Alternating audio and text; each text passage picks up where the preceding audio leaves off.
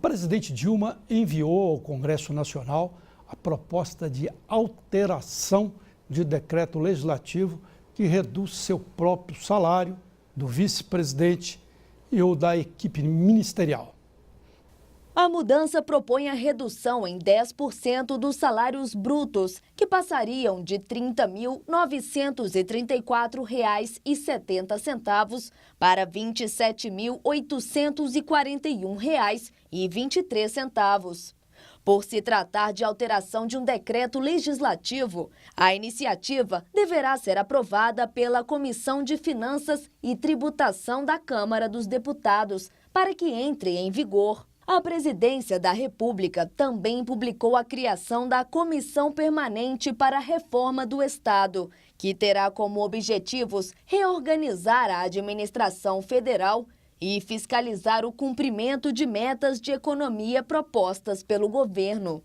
O grupo será presidido pelo ministro Nelson Barbosa. Medida simplesmente demagógica de marketing. E não é só a Dilma, não estou aqui só para ficar metendo pau na Dilma, não. Não é só a Dilma que faz isso. Aécio Neves fez isso também, que é tucano, adversário da Dilma, fez isso durante o governo dele. Diminui o salário do secretário, dele, apenas por uma questão de marketing. Para esse tipo de dirigente público, não interessa se ganha 20, 18 ou 15 mil reais. Isso não é o interesse de quem ocupa esse cargo. A sessão do Congresso Nacional, convocada para hoje e destinada à votação dos vetos presidenciais, as chamadas pautas-bomba, foi encerrada por falta de quórum, quase 2 horas depois de iniciada.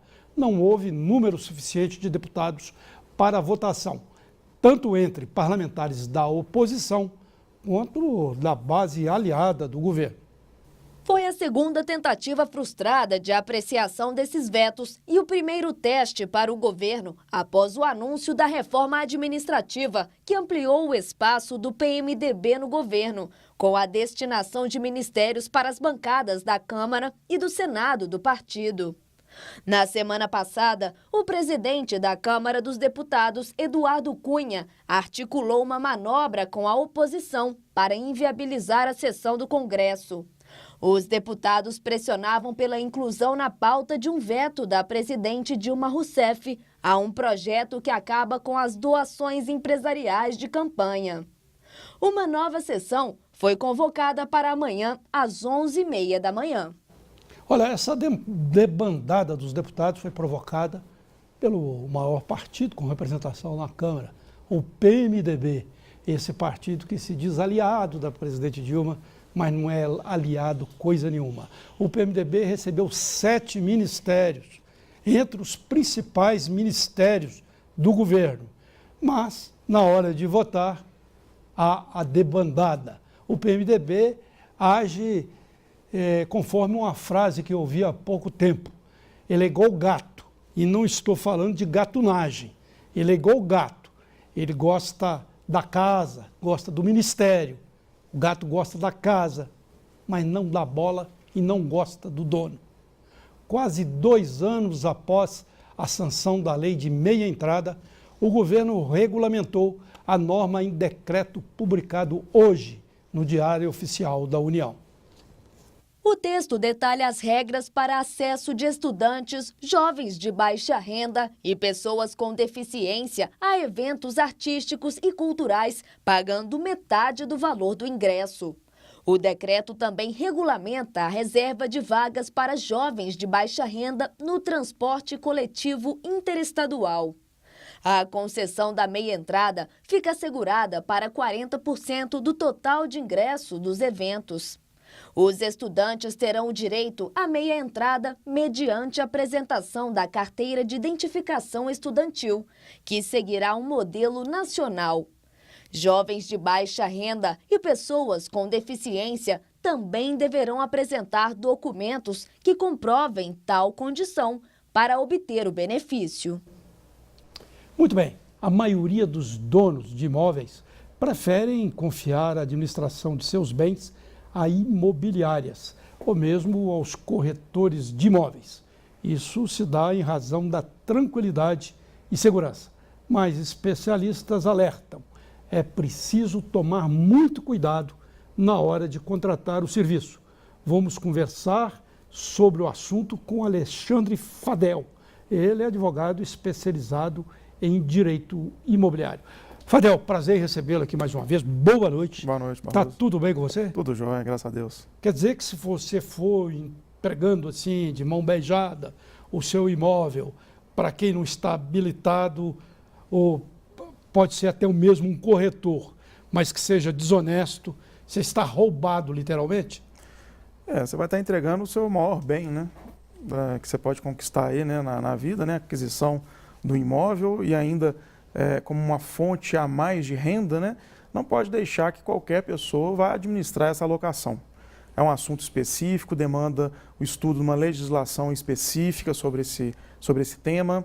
Existem limites e escolhas que o locador, ao alugar o seu imóvel, deve fazer, né? Qual o prazo que ele vai alugar, é residencial, é comercial, que tipo de reajuste, multa e uma série de coisas que ele deve constar no contrato, sob pena de, amanhã no futuro, ele ser prejudicado ou não sair do jeito que ele achava que era aquele investimento, né, de grande monta, né, que ele fez. O retorno talvez não venha satisfatoriamente para a sua expectativa.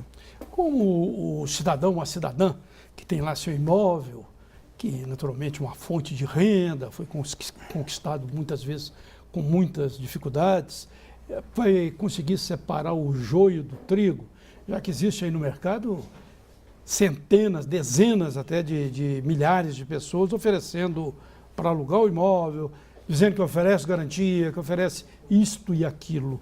Como a pessoa pode separar?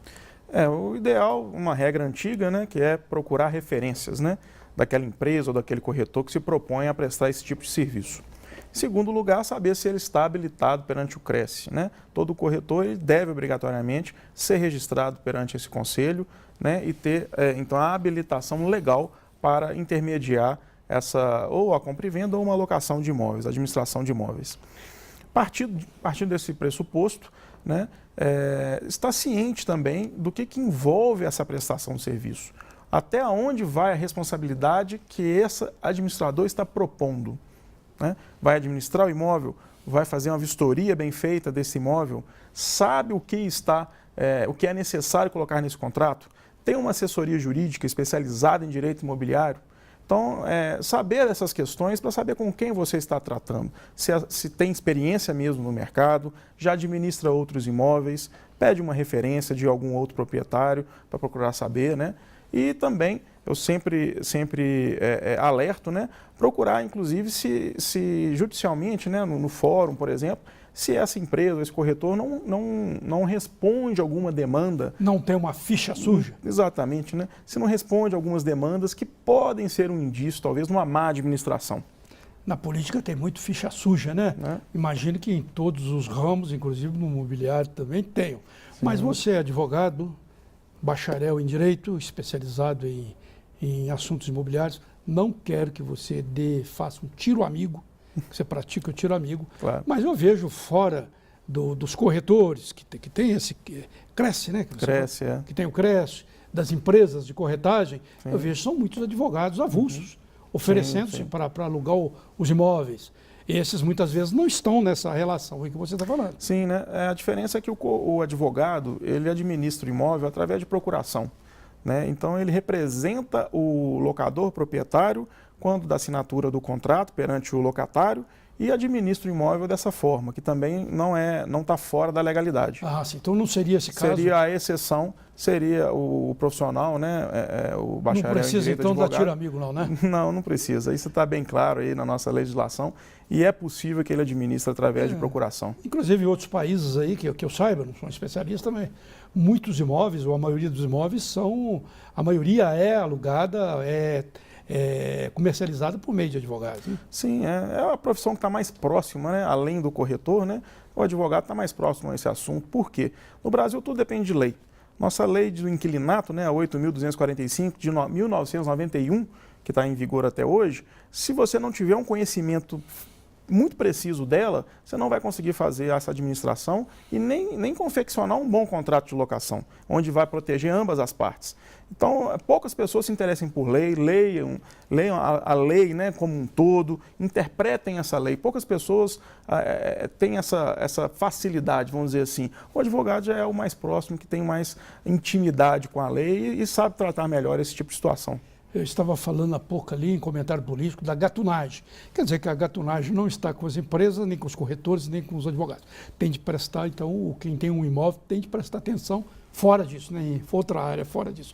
Ô Fadel, eu te agradeço muito a sua entrevista, a sua participação. Boa noite e até uma próxima vez. E o Redação volta daqui a pouquinho com mais notícias, mais debates, jornalismo.